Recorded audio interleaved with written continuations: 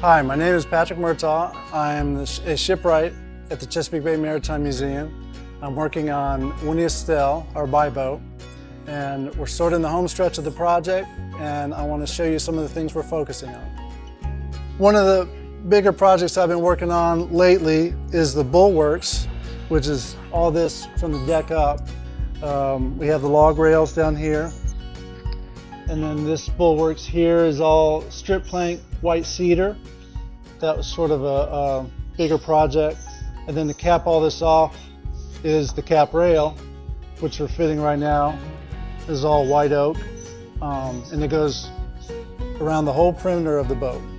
So it's probably, I don't know, 100 and some feet of that cap rail.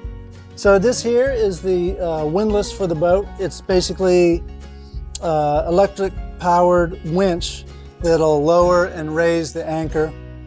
Makes it a little easier because the anchor is pretty heavy. And this will go on a raised pedestal, and it'll lead around this bit here and go up over the bulwarks onto this roller.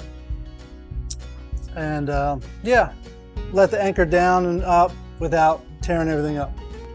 What I'll do next with this windlass is I'll build a raised pedestal. We'll get this big bronze plate welded up a bit from a local welder to support the weight of the anchor and the roller. Now we're here in the engine room and steering room, I guess. And I just wanted to point out, highlight the steering system.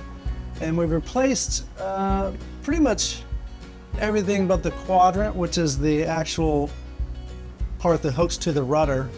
I worked with, or really for, Mark Newberg, who's our ace mechanic, to sort all this out, get it fitting right. I don't know if you can see it, but under the quadrant there's some nice stainless hardware that he actually machined at his home machine shop for us, which is nice. And that hooks to the autopilot. So as you can see, we have a lot of projects. They're getting smaller, but there's a lot of them going on at one time.